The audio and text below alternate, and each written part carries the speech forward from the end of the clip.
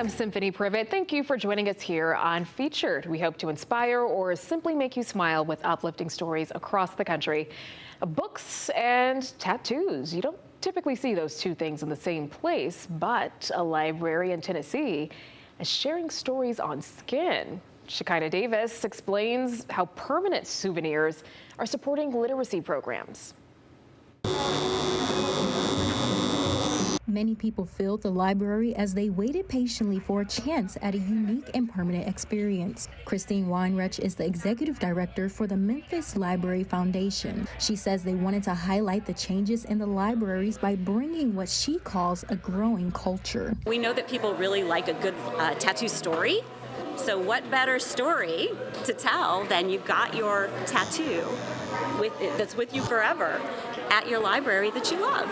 But you said this is cool, right? This spot, The goal here is to support the library.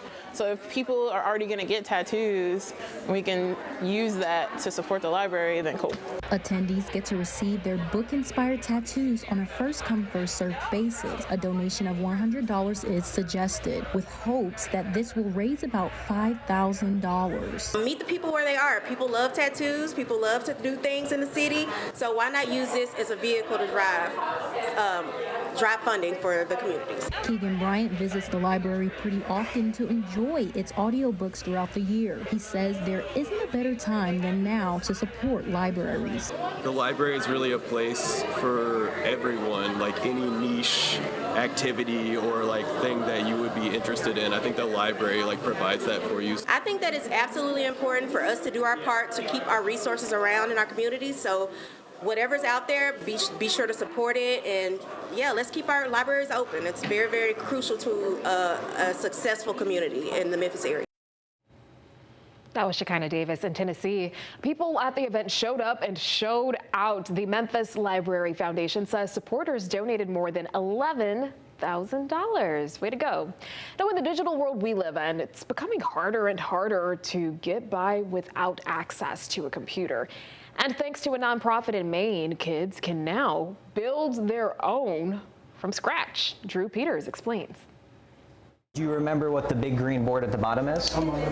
One last part, snapping into place. Perfect, man.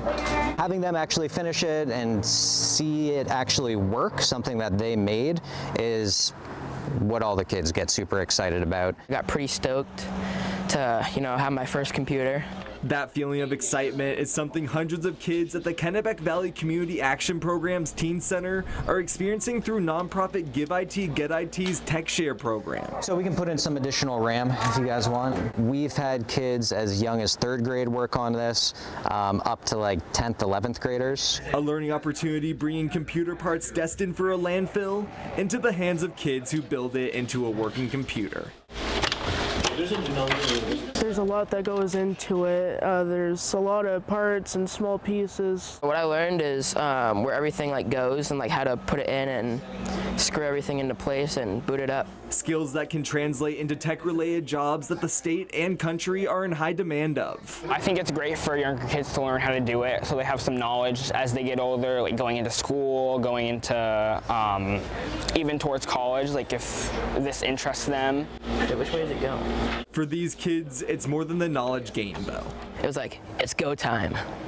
Kind of reaction, because I don't really have the money to buy a good computer. My little brother's been asking for a computer for a really long time, and once I saw this opportunity, I thought it would be a good chance to get him a computer. An opportunity that staff at Give IT, Get IT hope leaves a lasting impression on young Mainers. Anything to get them excited about learning and making things. In Waterville, Drew Peters. All right, that's pretty cool. Now, I knew a little bit about computers when I was younger, but definitely not enough to build my own from scratch. Way to go. All right, over in Pennsylvania, a church invited the community to touch a truck. Children explored fire trucks, ambulances, police cars, and construction equipment, while also meeting the people who drive them. I think it's a great way for the children to meet some of their local community members, like the fire companies here. And then there's just some local businesses too that come out so they have a better connection to the community. Oh my goodness, my nephew would have loved going inside the trucks there. He is obsessed with Hot Wheels. Alrighty, now come on over here with me for a story about finding inspiration in unexpected places. Now, a Pennsylvania teen's trip to the ER has turned into a powerful act of service. Gabrielle Mediak shows us how a hockey puck to the head, yeah, you heard that correctly, ignited a mission to help kids in the hospital. Started as a fun day at the Giant Center, turned into a life-changing experience for Middletown native Hunter Buck. He took a hockey puck to his head at the Hershey Bears game. They immediately rushed him to Hershey Med, where he was more upset about missing the game than he was with this golf ball coming out of his head. At the time, he was just 4 years old. His mom, Renee, says that hospital stay inspired a giving movement. The hospital staff gave him Matchbox cars, coloring books, crayons, bubbles, things to kind of ease him and calm him down. And he straight up asked, do we have to buy these? Where did these come from? They quickly learned the Children's Miracle Network provided those toys that helped Hunter have a more enjoyable experience. And he said, well, I want to donate. So he went in and took his $500 of his Disney money that he had saved up. That just blew me away. He created Hunter's Kids Helping Kids and says the mission is in its name. Because I was one of those kids who had those sort of injuries. Now entering his senior year of high school, Hunter has spent much of his life giving back to CMN. It makes me very proud. He has done this very selflessly. It was his idea to get involved. It pretty much warms my heart. That initial backyard fundraiser has now grown into a huge party in the park each and every year. Every penny goes to helping one of these children or more. That was Gabrielle Mediak reporting. Now, we're about to meet a trailblazer in tennis. Lisa Gilbride has opened the doors of the sport to thousands of people in Maine and beyond. She was recently recognized on one of the biggest stages in tennis. Alex Haskell spoke with a legend about being honored as a champion of equality. Hi, how are you? Good, how are you? These days, Lisa Gilbride doesn't make it to the Central Lincoln County YMCA as often as she did when she was still able to play tennis. My knees are pretty shot. Still, she's a bit of a celebrity around here. I want to be on for Lisa's biggest fan. And for good reason. I am this gorgeous women in the front. Lisa picked up tennis in high school, later competing at Providence College, where she opened the sport up to other women. That was a fun experience to be in the first class of women and start all the programs there. Years later, Gilbride became a leader in Maine's tennis community. About 15 years ago, she helped launch a free school tennis program through the YMCA. Each year, it introduces hundreds of kids across 10 towns to the game. We felt that there was an opportunity to bring tennis to kids who otherwise might not have the opportunity to play. She also created Rusty and Recovering, a program helping people coming back from injuries or surgery ease into the sport again. They come hobbling in and they want to get back into tennis, and we wanted a place for them to feel comfortable doing that. It's clear by the love she gets here, her efforts haven't gone unnoticed. But those efforts are being recognized nationally. Gilbride was one of 16 women honored at the U.S. Open with the Champions of Equality Award. That's her on the far right. We all had the same reaction. We all thought maybe it was a scam when we got the invitation. We all were sort of overwhelmed. The award celebrates those who make tennis more inclusive and welcoming. Lisa is the most deserving of this award. Georgia Allers followed Gilbride as the Wise Racket sports director. She told me that her mission was to make everybody feel really important and equal. A mission the U.S. Tennis Association and her community here agree she's been acing since the very beginning. Just getting the award was humbling and wonderful. She may not play the game anymore, but what she's given the sport will never fade. It's been an honor to be part of tennis and this Y. That was Alex Haskell reporting. In Connecticut, kayaks are bringing peace to disabled veterans. Jim Altman joins us as they paddle to find tranquility on the water. There you go, and you're all set. How do you say thank you? These veterans served our country. They come from all branches. In Collinsville, they just add water. The nonprofit group Summit Adaptive Sports There's no cost to any of these vets. is collaborating with Collinsville Canoe and Kayak. Their mission is simple. Doesn't get any better than this. Serve those who served us. Very much appreciated. In this case, for 11 disabled veterans. There's something about paddle power. Besides, the obvious thing of getting exercise, I think it gives them a lot of peace. It's zen-like when you get out there on the water. This is just such a perfect venue here. It's really pretty, it's calming, and some of the words they used were therapeutic, empowering. Visiting from Yonkers, New York. Retired Army Sergeant First Class Enrique Rivera is getting acquainted with the Farmington River. That's working well. It's just tranquility, the peace of mind, especially with PTSD. When you're suffering from PTSD, one night is, you never know, from 1 second to the next. I haven't had an episode in 3 days since I've been here. Army vet John Vaca is what's called a Move United volunteer. I'm what you call an adaptive sportsaholic. I love adaptive sports because of the healing effects that it has on me as a person with limb loss, let alone the amputee due to cancer. So what I do is I encourage other veterans to participate in sports throughout the nation, and we share our stories and we support each other. And going with the flow, out here, that can only help. This is, to me, living again. De-stressing myself mentally, this helps me out a whole lot. Sports make us better. I'm just glad that I can do it and that I have something that I can share with other veterans, make us all feel good being together. That was Jim Altman reporting. We have much more for you ahead. There's a friendly rivalry happening between two states over a dish called Brunswick stew. We're digging in to find out what's stirring the pot. Plus, we meet a man who waited 35 years for the love of his life. He explains how the no he got years ago turned out to be a not right now. I called it his Daisy Duke barrel, but look how short it is. Oh, dear mine. And they call him the Barrel Man. A bit later, we find out how this Broncos superfan landed in the Sports Hall of Fame.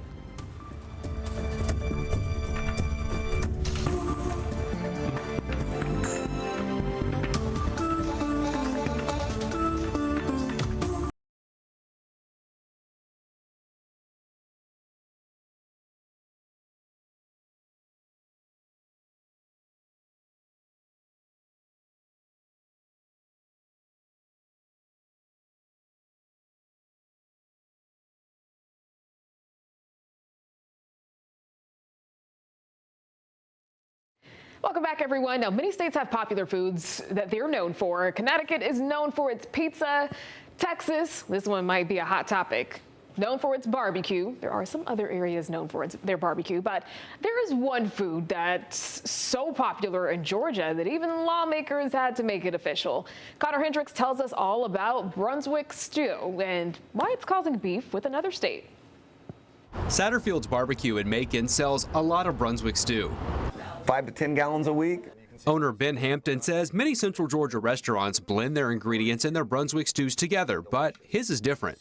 Ours is very thick, like you put the spoon in there and it's sticks straight up. But it's more of like the whole pieces of meat. Like you can see the chicken, you can see the brisket, you can see the pork, the different vegetables and whatnot. A new Georgia law makes Brunswick stew the official state stew. While Texas may have brisket and other states are known for their sauces, Hampton says Brunswick stew is what Georgia brings to the table. It's our claim to fame as far as what we bring to the barbecue world. There is disagreement as to who came up with Brunswick stew first. Both Brunswick, Georgia and Brunswick County, Virginia claim to be the birthplace. So that Brunswick stew is Georgia. I don't care what Virginia says. That's our stew. The law also tries to lay claim to its origin. It says, quote, contrary to claims by other states, Georgia, and specifically Brunswick, Georgia, is the birthplace of Brunswick stew. To see if we can settle the score, I turned to an expert. Trey Wellborn is a history professor at Georgia College and State University. He also helps run a website called Georgia Barbecue Trails, a guide to explore Georgia's barbecue scene. It's really a claim to who named it Brunswick stew first. Wellborn says Brunswick stew originated as a camp stew, where hunters would throw what they had into a pot and cook it down. He says Virginia claims to have created an earlier version of camp stew, and the evidence likely supports it. I think where Georgia's claim has legs is in what we now sort of consider stew, this more refined version of Brunswick stew. The new law is symbolic, but Hampton says he hopes it makes people more aware of Georgia's contributions to barbecue and more curious to explore its culture.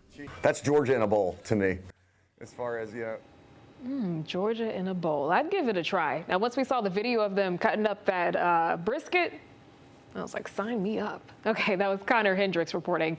Alrighty, now to a love story at a deli in California. Now, your soulmate just might be the one you least expect. Jeff Zevely shows us how a childhood crush blossomed into a thriving business and marriage. Inside the Hilltop Deli, you'll find a legendary love story with all the fix-its. Everybody knows that these two were in love for all these years. Everybody I know.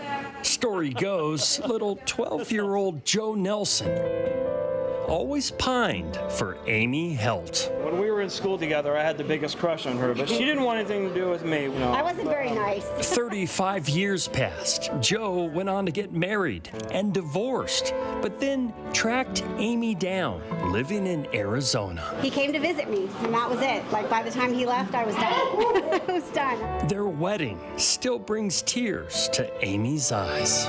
I never thought that I would have somebody like him in my life, and he has changed everything. It's amazing. Deborah Childers is blown away by both the size of their love story and Hilltop Deli sandwiches. It's very good, very filling. For the record, Amy never got married or had children. Joe had 3. And what does his daughter Melissa have to say about second chances? I'm really happy for him, super happy. He's honestly the happiest I think I've ever seen him. You would be too. Joe's friend Larry once wrote in his yearbook, Amy Helt does not want to go with you, so don't bother her. It took her 35 years to finally give up and be with me. And so guess who finally won? No, I did not give up. I got smart. The Hilltop Deli has so many options. And who knew? The same could be true about love. It's one of those things where you're like, oh man, I didn't know you could do that. I mean, I have 2 ex-husbands, so there's that. Their food is spectacular. Now, one of their famous customers is Walk of Fame radio DJ, Shotgun Tom Kelly. Joe, Amy, I gotta tell you this. I gotta give you the Shotgun Tom sound, and that is, you better believe it, baby. Amy and Joe hope to share their great story and sandwiches with you. It's the bomb. After all, when love comes calling, you take the biggest bite possible. Everything about him is genuine and sweet and loving. Everybody loves him because of that, including me, probably more than anyone. And to hear it from a guy who's anything but an average Joe. I love her so much, I can't even tell you. I go to bed every night excited and just wake up just as excited I was the night before. I love my wife, I love my wife, and I love my life. In the Zevely Zone, Jeff Zevely. Oh, look at that. I guess sometimes persistence pays off. Now, I definitely wouldn't have waited 35 years because, like, what if, you don't end up liking the person they've become since you knew them way back in the day. But, however, I am glad it worked out for them. All right, don't go too far. Here's a quick look at what's coming up next on Featured. We'll tell you why a 4-time NBA champ is always shot ready and why he thinks you should be too. Stephen Curry shares what it takes to win on the court and in life. Plus, a man walks up to the mic and when he opens his mouth, jaws dropped to the floor. We check out the karaoke performance that no one in there saw coming.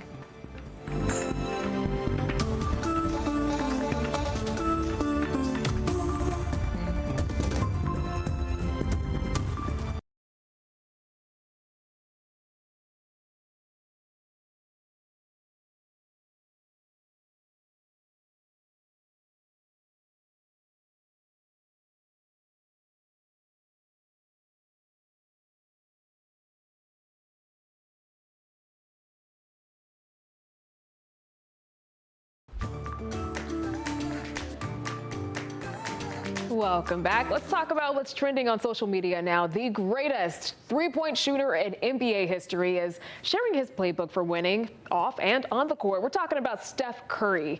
His accolades include 4 NBA championships, 2 Most Valuable Player awards, and an Olympic gold medal. Well, he can now call himself an author. In Curry's new book called Shot Ready, he reflects on some of the biggest moments of his career. Moment you dream of, obviously, just in terms of hearing your name called. Like just that moment of walking on stage and shaking David Stern's hands and the press conference the next day, like, man, this is actually happening. Shot Ready has more than 100 pictures, giving fans a closer look at the wins, the struggles, and the lessons that shaped his career and his character.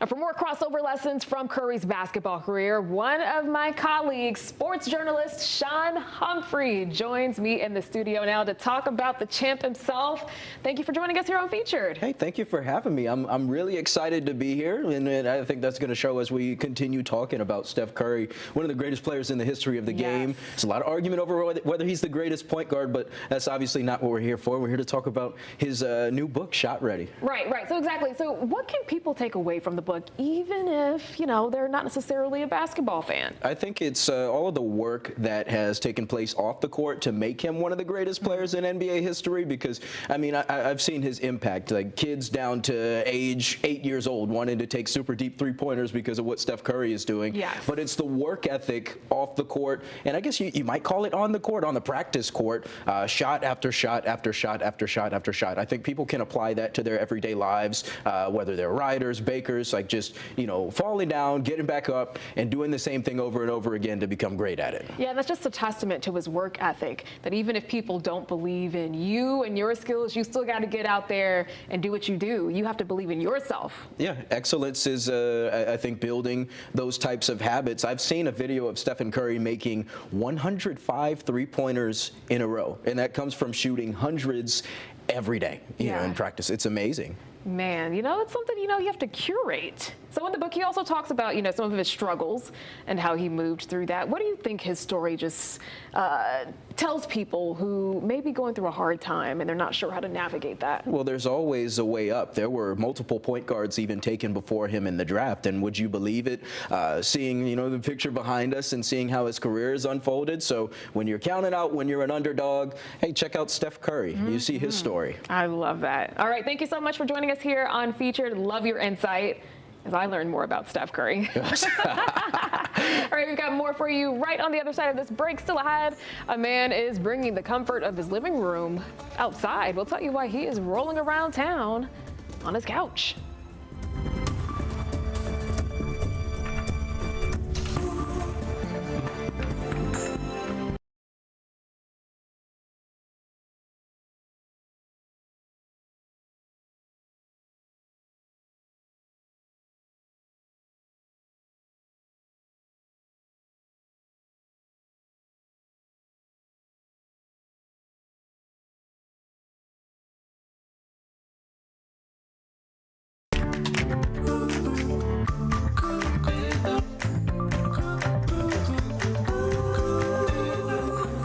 Thank you for staying with us here on Featured. I'm Symphony Privet, and we are continuing to bring you uplifting stories across the country of families that are facing some of their toughest battles yet are getting some much needed help thanks to a 12-year-old boy and his family in Virginia. They're filling a need they know all too well. And as Sean Martinelli explains, it all started with the compassion of one hospital worker. No kid wants to go to a hospital, yet you'll soon find out why this 12-year-old's got a light this dark elevator cannot dim. Mason Ryan first arrived at Inova Children's at 6 months old. He had Down syndrome and blood cancer. Not what you expected. That's Mason's dad, Mitchell, and his mom, Kim. You don't want to see anybody go through cancer, but when you see kids go through it, that's really tough. Tough to watch. Gotta kiss myself, I'm so pretty. Oh, got it! Their experience somehow made easier by the woman in this video. Hi! That's Inova Child Life Specialist, Holly Sen. You still remember him?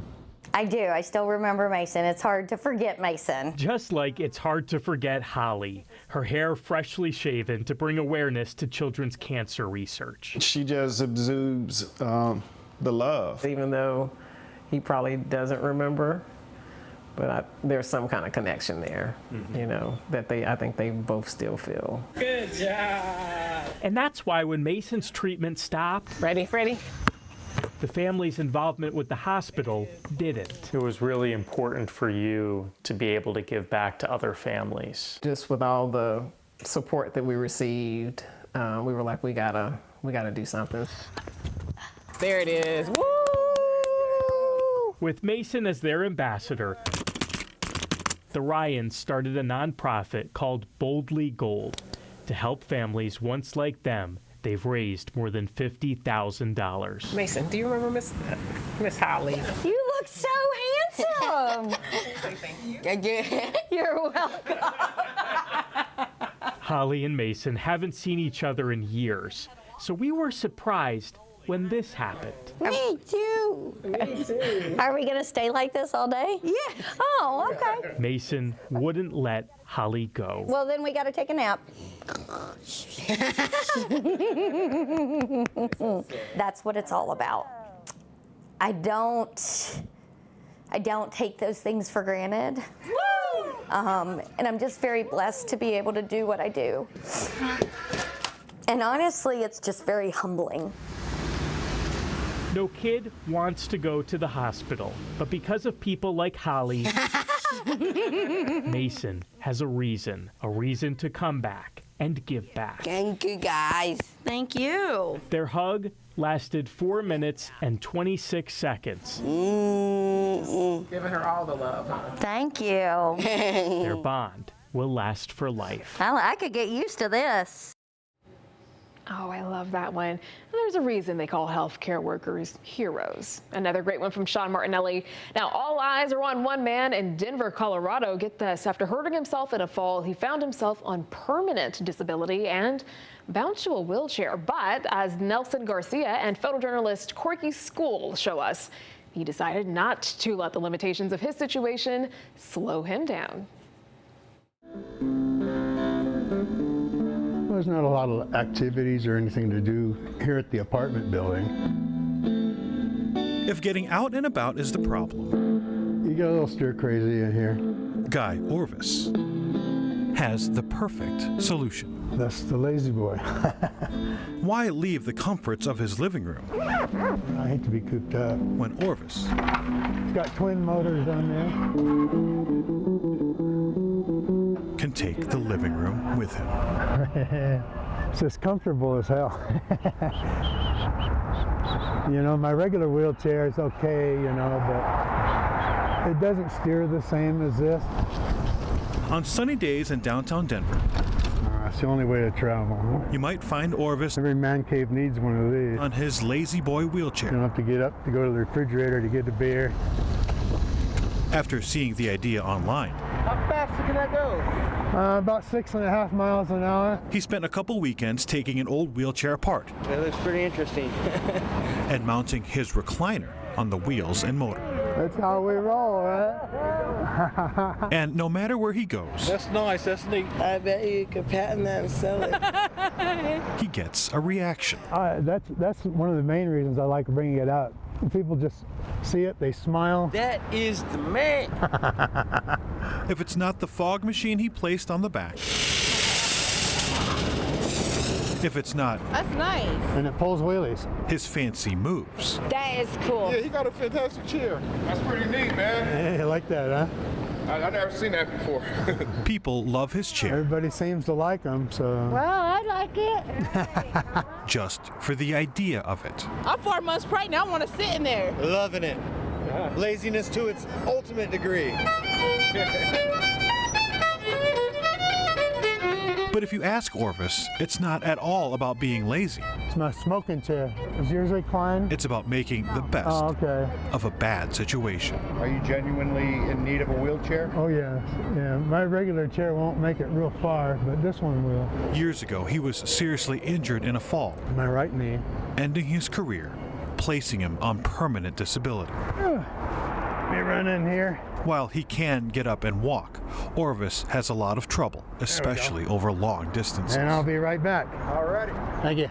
Everybody wants a chair like that. If they don't want the chair, It's great for football season. You gotta get the wheels in there. they all want a picture. Hey, have a good day. You too, man. Wait. He just might be But he just don't want to stay still. the most photographed stranger in Colorado. It's really funny. Everybody enjoys seeing it. Every time I bring it out, it's like the first time I bring it out. I like to say that's pretty different.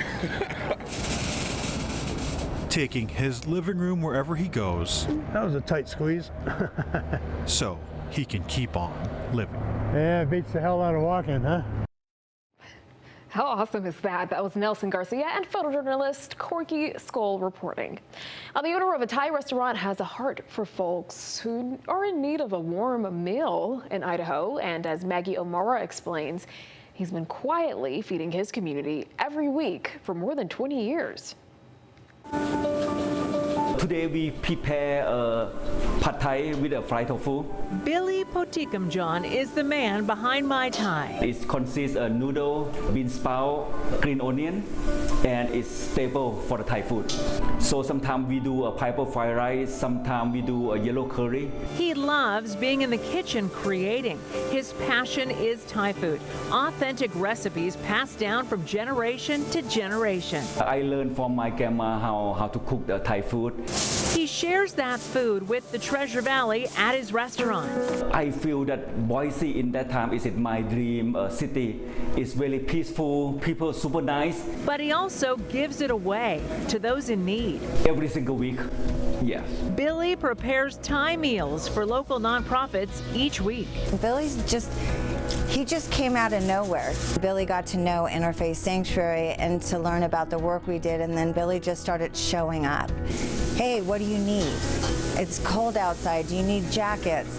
Yeah, we could use jackets. And then he'd come with like 100 new jackets to make sure that our guests were warm. He sends a warm Thai dinner to Interfaith Sanctuary every Wednesday. One night a week, every week for the last how many years, he brings his food to our guests. He serves 220 meals, one night a week, every week. It's dishes of delicious Thai food. It's Mai Tai night. It's really special, and people, they feel really, really seen on a night that they get a big, delicious bowl of Billy's food. He also sends meals to other nonprofits, like the Women and Children's Alliance. We're picking up food for our women's shelter. Billy providing the food really helps every week. This is a bigger deal now. Our budgets are cut. We don't collect as much donations as we have been. Grants have been cut. It's just a great thing that somebody in the community donates food to us. Billy says it's just in his heart to give back. We open for 22 years already. I think I want to pay back. That is it. Like, I'm grateful to Boise people. That's why we donate to community. He doesn't do it for the glory. Like, he just quietly comes in, does his thing, and then, yeah, he's amazing. That was Maggie O'Mara reporting. Now, if you're a fan of oysters, I am so sorry to tell you about this one. There are several threats facing their population right now, but there is a nonprofit in Connecticut that is working to preserve the delicacy. Stefan Reels shows us how the organization is turning food scraps into a new home for baby oysters. Oysters are a very big part of the environment. They clean, they house wildlife, and in Connecticut, they're a delicacy. Now one nonprofit is working to make sure they're around for years to come and not in the landfill. In many restaurants like Shell and Bones, nothing beats a New England oyster. And whether it comes from Massachusetts or Connecticut, they get prepared the same way. Just a little flick of the knife. How many oysters do you guys usually go through in a day? Between 400 to 600 oysters. And while the dish goes to the table, it's where the shells go next, where the magic happens. We've been continually harvesting oysters from Long Island Sound, but not really putting back this vital resource, this shell, which other oysters actually grow on. Enter Todd Konecki. 2 years ago, he co-founded the nonprofit Collective Oyster Recycling and Restoration, also known as CORE. Today, the nonprofit has recovered close to 800,000 pounds of shells from 48 restaurants and turns them into a starter for oyster habitats. Just really connected the dots on, as I get older, giving back to the next generation and just maintaining something a little healthier than maybe when I was young. Otherwise, it would just go to a landfill, so we give them 5-gallon buckets, and once a week we come back. Instead of a landfill, it goes to Core's curing site, where they get disinfected over the course of 6 months. All right, so Todd is working the pile right now. Basically, part of that process is turning the shell so it gets exposed to the sun and the rain and all the elements. Tim Macklin has been by Kaneki's side since the operation began 10 years ago as a project in Fairfield. Now, they're on the road 4 days a week to tackle the task. What's going through your mind whenever you see this pile? Happiness. Just thinking that all of this is not in a landfill. For now, the duo ships shells to places like this in Stony Creek, as they get ready for the next step of depositing them back into the Sound, and give the local oyster population plus 300 different marine species a new place to call home. It's probably the most simple recycling process out there. It's a lot of physical work, but wouldn't want it any other way. That was Stefan Rills reporting. We'll be right back with more Featured. Stay with us.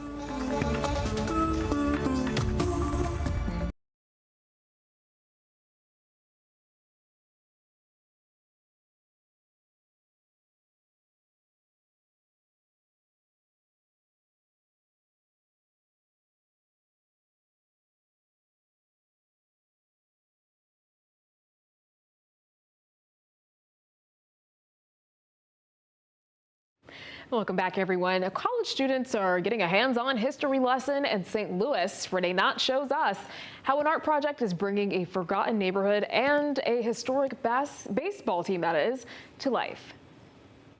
On the campus of Harris-Stowe State University, along the Greenway Brick Line. This is a 10-mile greenway. Just west of downtown St. Louis. It's very important to the entire corridor. Is a piece of history. St. Louis has always been a baseball city. A baseball stadium. Negro League stadium. Stars Park. That team only was in existence for 4 years, and of the 4 years, they won 3 World Series. A mural now honoring the men who played here. It was humbling. It was a very humbling experience. The artwork also remembers the neighborhood. Mill Creek Valley neighborhood. That's no longer here. Pain and frustration to hear about what happened here. The neighborhood was demolished in the name of urban renewal in the late 1950s, early 60s. A group of teenagers. Their artwork has a different touch to it. Painstakingly. High 90s, we were sweating. Bringing it back to life. They've got their hands in it, and it's important. By creating the piece. We were all amazed and honored to be a part of the process. The experience was a teaching moment. To learn about the St. Louis Stars, I had no clue. It was brand new news to me. Their efforts now giving all who walk here. Great Rivers Greenway is charged with creating greenway paths and improving the environment, both for residents and visitors. The chance to reflect. It's a mixture of emotion. Appreciate. Feel a lot of the things that we felt. And never forget the stars who once shined here. And we made the players even larger than life, and we're hoping that people kind of absorb all that as they're looking at it. That was Renee Knott reporting. The life of a super fan in Denver is being celebrated. Check this out. Barrel Man was an iconic Broncos fan. He's the guy who went to games wearing a barrel and boots, as you see here, no matter the weather. Jaleesa Izari shows us how Barrel Man's team pride and community spirit lives on. Whoopee, look at that. Like an exhibit, everything inside this home, you can arrange it however you want, has its place. Becky McKernan made sure of that. Do you want me to pull that out? In some ways, what Tim Barrelman McKernan did for fans was art. So I called it his Daisy Duke barrel, but look how short it is. Oh, dear mine. A type of self-expression. But this is what went in the Rocky. He shared with fans to the very end. Made me cry.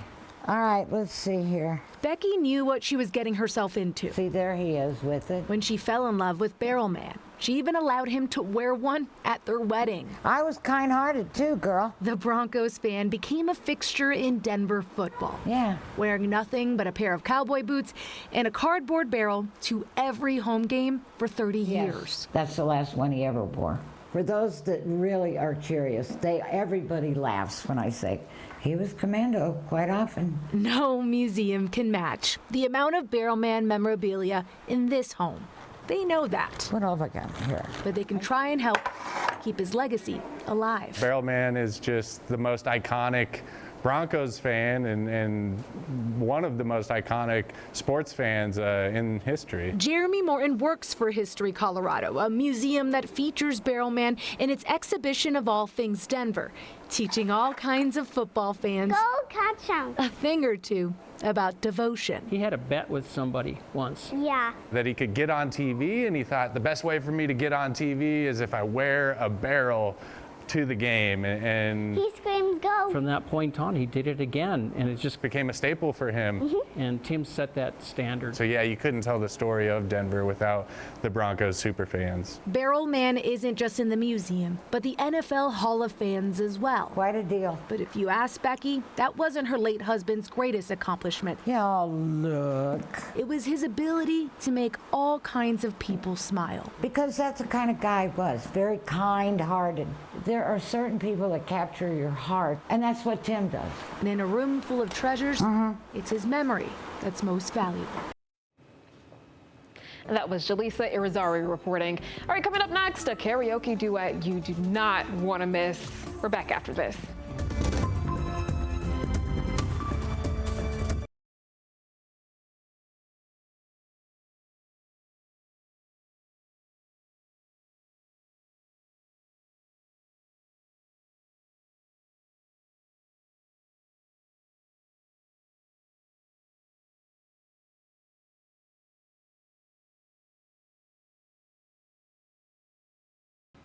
Welcome back. Now, you'd never heard of them, but they just gave one of the most surprising musical performances of the year. And Sean Giggy was there for the encore. Check it out. South of that border. It's karaoke night at the String Bean in Richardson. Aye, aye, aye, aye. And when Christy Medeiros, known professionally as DJ C-Ray, started DJing here just a few weeks ago, she never expected to hear such an astonishing performance. It happened when 77-year-old Jerry Guy stepped to the mic. And when they started singing it and they knew every word, I was like, I have to capture it. Jerry was actually there with a friend. They sang a duet, and when they began, jaws hit the floor. Two seniors, nearly 80, singing rap. What a sound. It's such a shock when they hear that first come out of our mouths. Well, everyone was singing and dancing. It was awesome. It was just so cool. Christy shared video of the performance on TikTok, racking up nearly 500,000 views. Jerry says it's the first time he and his friend, Ben Coker, have gone viral. But surprisingly, not their first time performing the song. Jerry says he first sang Low by Flo Rida years ago, surrounded by people more than half his age. And after we got through singing, this young man came up to me and goes, "You need to go work the crowd. The girls love you guys." And I went, "Son, at my age, you bring your own girl with you. You don't go chasing them around." Still, their popularity has never been hotter. The following week, it was standing room only. Newcomers eager to see what was next. I think my next suggestion to Ben is he needs to learn Yeah by Usher. Time to start practicing for an encore. I will. Yeah. In Richardson, I'm Sean Giggy. All right, let's give it up for Jerry. Goodness, yeah. I would love to be a fly on the wall for their next performance. So it had me thinking, what would I sing at karaoke? And I think going with some Destiny's Child would be a good one, a throwback. Let's see, Bugaboo. All right, you make me want to throw my pager out the window, tell MCI to cut the phone poles. Break my lease so I can move, cause you a bugaboo, a bugaboo. That's a good one. I think I would do that one. All right, that is it for this episode of Featured. Make it a great one.